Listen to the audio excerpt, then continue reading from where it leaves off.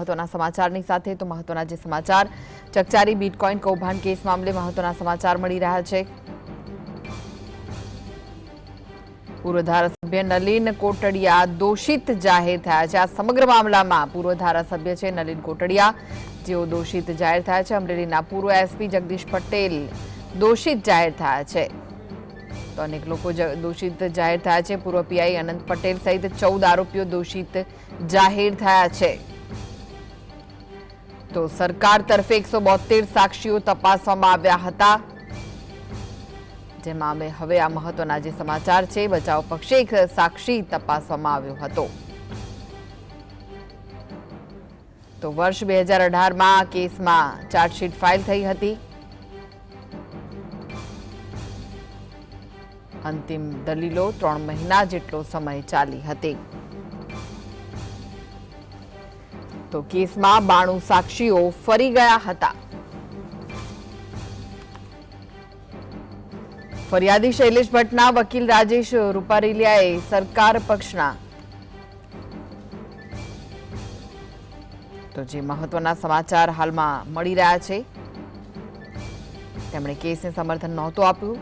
राजेश रूपारेलियाની વધારાના સાક્ષી તરીકે જુબાની લેવાઈ હતી। तो आ विषय વધુ માહિતી માટે જોડાઈ ગયા છે સ્ટુડિયોથી સંવાદદાતા ધવલ। આ સમગ્ર મામલે શું વિગતો બહાર આવી રહી છે, શું માહિતી છે? જી કૃષ્ણા, વાત કરવામાં આવે તો ચકચારી બિટકોઇન કેસની અંદર આજે city civil and sessions court દ્વારા જે ચુકાદો છે તે આપવામાં આવ્યો છે। જે સમગ્ર ઘટના જે શૈલેષ ભટ્ટ છે તેની અપહરણ કરીને જે બિટકોઇન પડાવવામાં આવ્યા હતા તે સમગ્ર ઘટનાને લઈને city civil and sessions court દ્વારા જે 14 જેટલા આરોપી છે તેને દોષિત ઠેરવવામાં આવે છે। તેની અંદર વાત કરવામાં આવે તો પૂર્વ ધારાસભ્ય નલિન કોટડિયાને દોષિત ઠેરવવામાં આવ્યા છે। તો સાથે જ પૂર્વ એસપી જગદીશ પટેલ, પૂર્વ પીઆઈ અનંત પટેલ સહિત જે 14 આરોપી છે તેને દોષિત ઠેરવવામાં આવે છે। આ જે આરોપીઓ છે તેની ઉપર આઈપીસીની કલમ અને પ્રિવેન્શન ઓફ ધ કરપ્શન એક્ટની કલમ ઉપર જે કાર્યવાહી છે તે ચાલી હતી। અને બીજી મહત્વની બાબત એ છે કે સરકાર પક્ષે 172 જેટલા સાક્ષીઓ છે તે તપાસવામાં આવ્યા હતા। બચાવ પક્ષે એક સાક્ષી તપાસવામાં આવ્યો હતો। તો સાથે જ વર્ષ 2018 ની અંદર આ સમગ્ર કેસની અંદર ચાર્જશીટ છે તે કોર્ટ સમક્ષ મુકાઈ હતી અને અંતિમ દલીલો છે તે 3 મહિના જેટલા સમયની અંદર ચાલી હતી। તેની અંદર 92 જેટલા સાક્ષીઓ છે તે પોતાના નિવેદન ઉપરથી આ સમગ્ર કેસમાં ફરતા પણ જોવા મળ્યા હતા। અને જે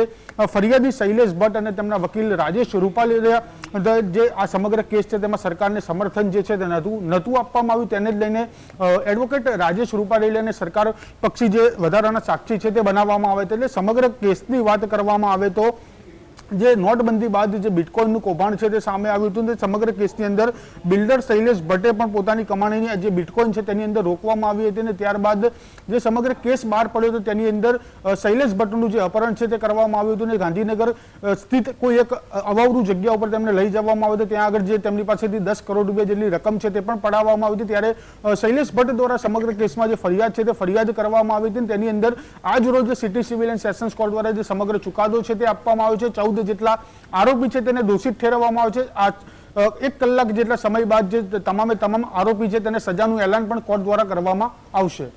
જી ધવલ, જે એમએલએ છે પૂર્વ એમએલએ નલિન કોટડિયા અને પૂર્વ આઈપીએસ જગદીશ પટેલ સહિત 14 આરોપીઓ દોષિતામાં ઠર્યા છે। હવે આગળ શું થઈ શકે છે? જી ચોક્કસથી જે ચુકાદો છે તે થોડીક વારની અંદર સજાનું એલાન કોર્ટ દ્વારા કરવામાં આવશે। કેટલા વર્ષની સજા પડે છે તે પણ જોવાનું રહેશે, કારણ કે જે પ્રમાણે આઈપીસીની કલમો અને પ્રિવેન્શન ઓફ ધ કરપ્શન એક્ટની જે કલમો લગાવવામાં આવી છે તેની અંદર મહત્તમ સજા 7 વર્ષની જોગવાઈ છે તે કરવામાં આવેલી છે। એટલે કે કેટલા વર્ષની સજા પડે છે। અને બીજી બાજુ ગુજરાત હાઈકોર્ટની અંદર તે અપીલનો સમય છે તે 3 મહિના સુધીનો અપીલનો સમય પણ તે લોકોને આપવામાં આવશે। એટલે ગુજરાત હાઈકોર્ટમાં પણ તેને પડકારવામાં આવે તેવી પણ શક્યતાઓ અત્યારે હાલ જોવા મળી રહી છે। પરંતુ સજાનું એલાન થોડીક વારની અંદર થશે, ત્યારબાદ ખબર પડશે કે આગળની રણનીતિ જે આરોપીઓ છે તેમના દ્વારા શું કરવામાં આવી રહી છે। જી આભાર ધવલ સમગ્ર માહિતી આપવા।